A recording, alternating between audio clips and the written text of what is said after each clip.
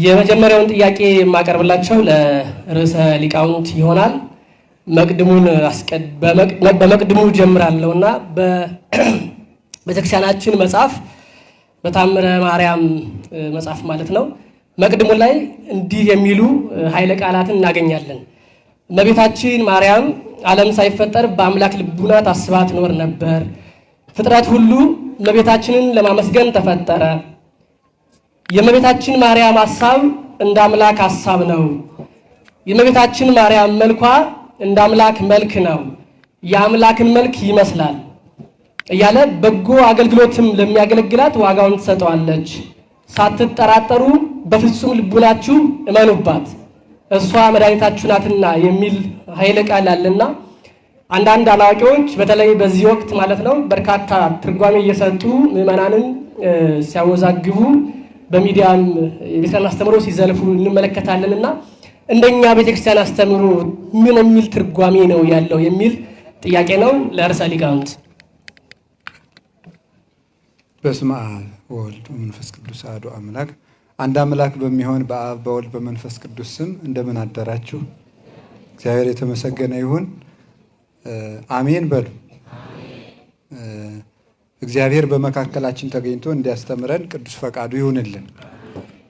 ይህንን በእመቤታችን ላይ የተነሳውን ጥያቄ በጣም ተደጋግሞ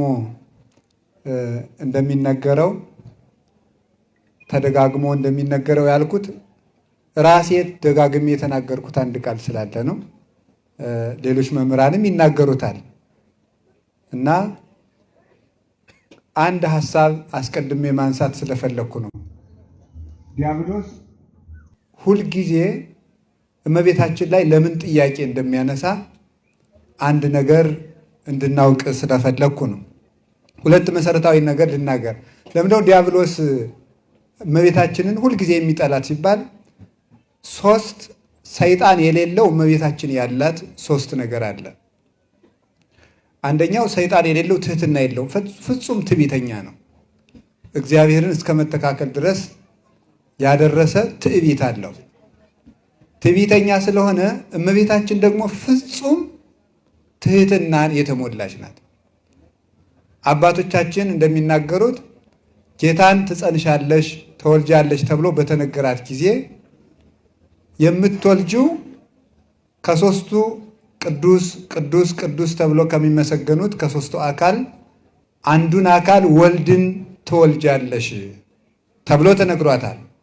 ወአልቦ ማህለክት ለመንግስቱ እንደ ሰሎሞን 40 እንደ ዳዊት 40 ዘመን ገዝቶ ከዳን እስከ ቤርሳቤህ በሰሜን እስከ ኤፍራጥስ በሌላውም ደግሞ እስከ ሶሪያ ድረስ በሚወሰን መንግስት የሚነግስ ንጉሥ ሳይሆን በግዛትም በዘመንም ወሰን የሌለውን ንጉሥ ተወልጃለች ተብሎ የምትወልደው ልጅ አምላክ እንደሆነ ተነግሯታል። ቅዱስ ገብርኤል እንደነገራት ሉቃስ ወንጌል ምዕራፍ 1 ላይ የምትወልደው ልጅ አምላክ እንደሆነ ተነግሯታል። ኤልሳቤጥ ደግሞ ዮሐንስን እንደጸነሰች ቅዱስ ገብርኤል ለእመቤታችን ነግሯታል።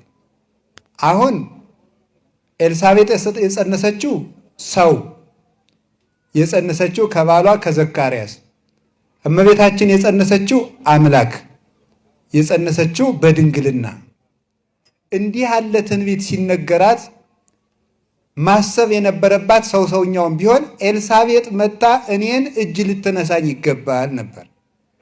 ይህንን ትታ ፀሐይን የጸነሰችው ወደ ኮከቡ እናት ሄደች ይላል አባ ይስሐቅ የተባለ አባት ሲናገር፣ ፀሐይን ጸንሳ ወደ ኮከቡ እናት ሄደች ብሎ ይናገራል። ይህ ፍጹም ትሕትናዋ ዲያብሎስን ያናድደዋል፣ ፈጽሞም ይጠላታል። እሱ ይሄ የለውምና ማለት ነው። እሱ ስለሌለው ነጋዴ ራሱ ስለከሰረ አያዝንም፣ ባልንጀራው ስላልከሰረ ነው እንጂ ይባላል። እሱ ይሄ ስለሌለው ዲያብሎስ ፍጹም የሚጠላት በዚህ ነው። ትህትና ሰውን ወደ ሰማይ ስታሳርገው፣ ትዕቢት ደግሞ ሰውን ከላይ ወደ ታች ትጥለዋለች። ዲያብሎስ የወደቀበትን ጉዳይ እመቤታችን አሁን ሔዋን አምላክ እሆናለሁ ብላ የተመኘችውን